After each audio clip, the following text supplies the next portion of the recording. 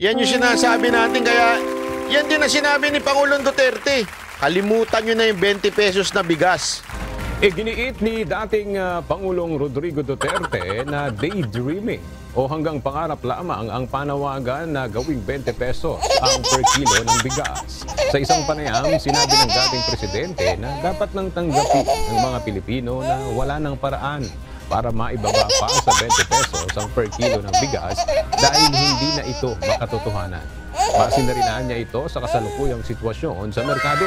Aniya, masyado nang mataas ang presyo ng fertilizer at iba pang mga ginagamit sa produksyon ng palay dahilan para tumaas ang presyo ng bigas. Dagdag pa nito, dapat maging handa ang gobyerno na malugi ng nasa 3 bilyong piso kung bibili ito ng bigas sa mas mataas na presyo at ibebenta ng mura sa merkado. Diba? Ayun na nga yung sinasabi natin eh. Oh. So, pasimple lang si Pangulong Duterte. Sabi niya, wag na kayong mangarap. Isang pambubudol ang 20 pesos na bigas. Diba? Hindi lang niya siyempre masabing gano'n ha. Kayo naman, binudol lang kayo, naniwala naman kayo. Tanga-tanga nyo naman. Pero gano'n na sinasabi ni Pangulong Duterte, wag na kayong umasa sa 20 pesos na bigas. Sino man nagsabi ng 20 pesos bigas? Si Marcos. Oh. Sa madaling salita, lahat po tayo binudol. Budol. Budol pa more. Yan. I told you so. Kaya makinig kayo kay Pangulong Duterte ha. Sinabi na ni Pangulong Duterte, stop daydreaming. Stop tapambubudol. Huwag kayo maniniwala sa mga nabubud. Siguro sa loob-loob talaga ni Pangulong Duterte, sinabi ko na sa inyo yan. Ayaw nyo maniwala. Tigas ng ulo nyo eh. Sinabi ko na sa inyo weak yan. Tapos boto kayo ng boto eh. Kamusta na yung mga DDS na nag-unitae? Kamusta na? Yung mga DDS na nag-unitae. Nakakausap ko yung mga DDS na nag-unitae, lalo na yung mga vlogger na DDS na nag-unitae. O ano, dinamay nyo pa kami. Sa kagaguhan nyo. Diba? Dinamay nyo kami. Dahil sa kagaguhan nyo, ayan, nanalo unitae nyo. Ano nangyari sa atin? Kasalanan yan. Isa kayo sa mga may kasalanan yan. Huwag nyo isisi lahat kay Marcos. Kayong mga vlogger na DDS na nag-unitae, isa kayo sa may kasalanan kung bakit naniwala ang mga tao. Kayo, isa kayo sa may kasalanan. Sisingilin namin kayo, mga animal kayo. Bakit? Gusto yung pumosisyon, di ba? O, ano na pala nyo? Na-unitae kayo. O, di ba? O, pwede ba? Baka naman pwede mag-comment dito yung mga nabudol. Mga nabudol! Oh, mga nabudol dyan, amin din. Oh, wag kayo maging parang mga babae ay na hindi marunong umamin. Amin na yung mga nabudol dyan. Oh, pagkalagay dito sa Facebook kung pinapanood nyo to ngayon sa Facebook, comment kayo sa baba kung kayo ay isa sa mga nabudol. Amin din, walang masama sa umamin. Oh, sige na, wag kayo mahiya. Okay lang. Napatawad na namin kayo mga dinamay ninyo sa kagaguhan nyo, katangahan nyo. Pinatawad na namin kayo, wala kami magagawa eh. Nagpabudol kayo eh, galibul kayo, naniwala kayo. Naniwala kayo sa tanso eh, naniwala kayo sa Talano Gold. Naniwala kayo sa 20 pesos na bigas.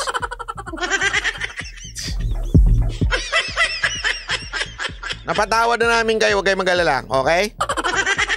Bawi na kayo sa susunod ha. Papabudol na naman tayo sa susunod.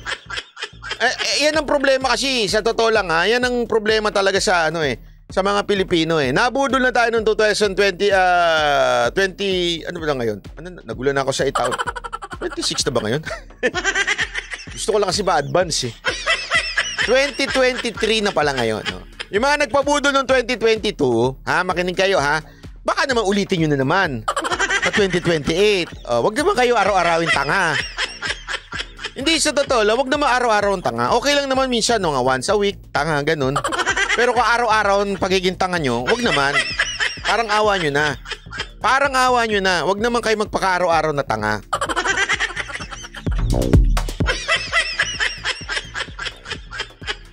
Oh, sana lang. Wag naman, okay? Okay na isang beses eh. Oh, sana okay lang isang beses. Sa totoo lang, kaya nawala ang respeto ko sa ilan eh. Bakit?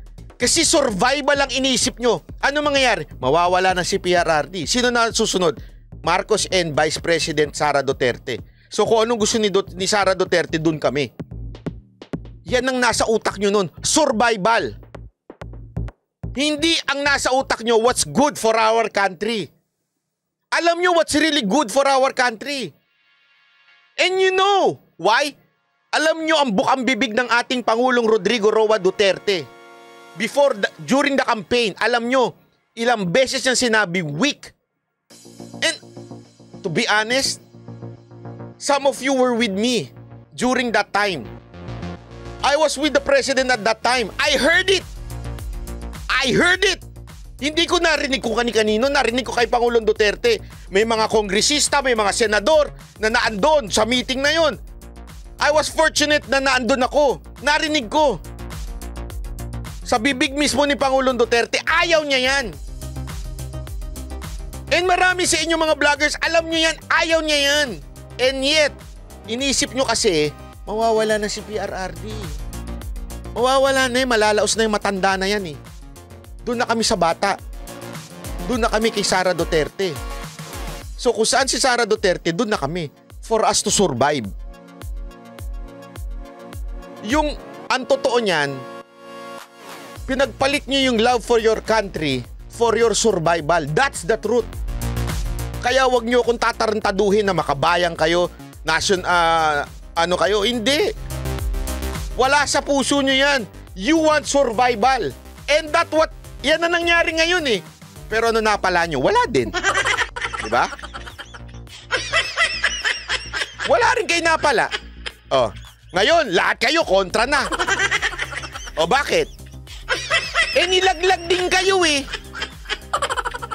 That's the real talk. Diba? After ninyo sumipsip, after nyo makuha kayo na PR ng mga ilang departamento, nilaglag din kayo eventually. Bakit? Eh alam nyo naman gano'n na ugali nun eh. Alam nyo yun. Pagkakasama tayong nagkikipag-usap doon eh.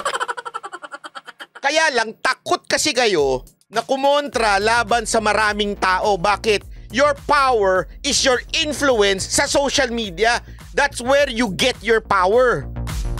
Akala nyo kasi mariretain yung power na yan.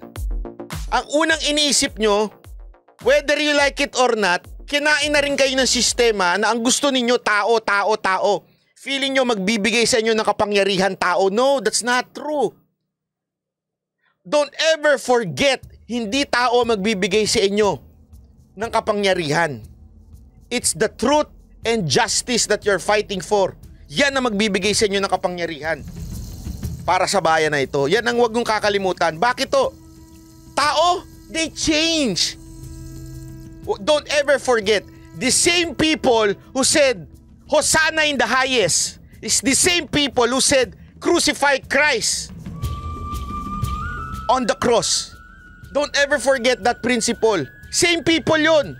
Pumasok si Kristo, di ba? Hosanna in the highest, may palaspas pa. Hindi ko nga maintindihan ba't pinapractice pa yung palaspas na yan. Alam nyo ba yung palaspas na yan? Nung pumasok si Kristo? Same people na nagsabing crucify yan, i-crucify niyan, ipinagpalit sa magnanakaw.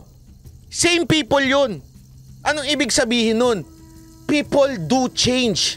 Hindi nyo mapapanghawakan ng kapangyarihan ng tao.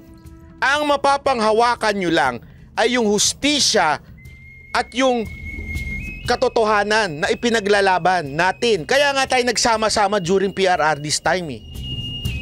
Bakit tayo nagsama-sama? Because we want real change. Dahil nagago tayo ng mga dilaw. Kaya nga gusto natin nagbago. Tapos, alam natin babagsak na si Pangulong Duterte, mawawala na siya sa kapangyarihan. Kanya-kanya tayong talunan kung saan-saan. You know why I know this? Because some people advise me, Bay, huwag ka masyado dumikit kay PRRD. Bakit? Ganyan din ang advice kay Mocha, huwag ka masyado. Lulubog yan si PRRD after ng term niya, lulubog na yan. Sasama kayo ni Mocha. Yan ang advice sa amin. So anong gawin? Sumipsip kayo sa iba. Yan ang advice sa amin ng mga eksperto. In-advise sa amin yan. Ang akala kasi nila, kami nandito ni Mocha for our survival. Hindi. Tingnan nyo nga si Mocha ngayon, wala nang pakialam sa politika. Kasi nga gusto lang niya ipaglaban kung ano yung tama nung panahon ni PRRD. May pagkakataon ayan. Nung tapos na siya, masaya siyang umalis. Ako naman, kung ano yung sa tingin ko tama, kung sino yung sa tingin kong medyo talagang nakakapagbago, aminin naman natin, in 3 years of Yorme, nabago niya Maynila. Aminin na natin, kahit itanong niyo sa mga taga Maynila yan, nabago niya yan. Kaya doon ako pumunta. Kasi alam ko kahit papaano, hindi man perpekto, maaari niyang magawa yun. Pero itong isa, alam ko na Kasi nga magkakasama na tayo noon. Magkakasama na tayo na alam natin kung sino talaga ang nagbibigay ng command. Alam natin yun. Kaya nga sinasabi ko na sa inyo noon pa lang alam na namin kung sino ang nagbibigay ng command noon. Hindi ko na lang sasabihin. Alam na namin yan noon. Kaya nga ako nagtaka, bakit nyo pa rin kinampanya to? Kasi nga, gusto nilang mag-survive dahil nandoon yung anak.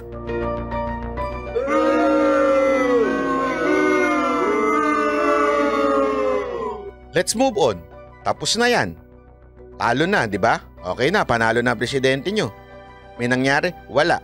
Baka naman pwede 2028 ang isipin nyo naman. Yung bayan natin, hindi yung survival. Kasi magsusurvive at magsusurvive naman kayo, basta pinaglalaban nyo yung tao. Pag pinaglalaban nyo ang truth, justice for the people, you will survive. Kaya nga ako alam nyo, sorry pagpasensyahan nyo na kaya ako nabibwisit doon sa mga isko vlogger na nagpunta na kung saan-saan. May nagdilaw, may nagmarcos. Kasi sabi ko sa mga to, ito yung mga, pasensya na mga immature vlogger nang akala nila lagi views magbibigay yan ng integrity sa'yo. Hindi. Mawawala din yan. Diba? Kayo na mga nandito ever since, from the beginning. Okay? From, natalo tayo nun. Ang taas natin ng viewers natin nun. Natalo tayo nun Diba? Yung during the campaign, taas pala. Pero nung natalo tayo, bumagsak tayo lahat Diba? Pero nagbago ba ang pinaglaban natin? Hindi naman, di ba? O bakit? O so, tumuloy-tuloy pa rin. Naging consistent pa rin. Kasi nga, yung pangangailangan ng tao, the hunger of the people for change, for truth, for justice, hindi magbabago yan. Maaring magbago ng anyo, pero o magbago ng politiko, pero yung gusto mo ng pagbabago, gusto mo ng truth, gusto mo ng hustisya, hindi magbabago yan. People will always look for it. Kaya nga noon pa lang sa history ng kasaysayan ng buong mundo, hinahanap na yan, truth, justice. Hindi magbabago yan. Basta kampihan mo lang yan, hindi mawawala ang tao sa'yo. Hindi mo kailangan isipin viewers. Anong napala ng mga lumipat? Wala. Lalo tuloy tae. Itbulaga lagi. Araw-araw itbulagang. Hindi, sa totoo lang. Ano napala ng mga lumipat? Nag-itbulaga. Hindi naman masama itbulaga Bakit? Ano lang sila, hanap lang sila ng issue. May issue. Kakampihan ko to. Basketball naman. Gilas naman. Ito naman. Ito. Ito si Rendo naman. Ganito. Para kayong tangang habol ng habol ng trending para lang kayo makakuha ng views. Pero pag tinanong kayo, sino kayo?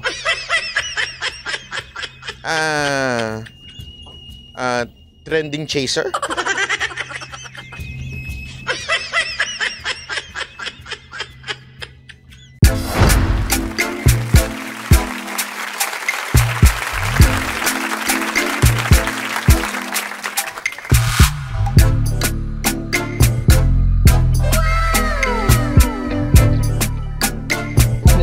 performance will start momentarily.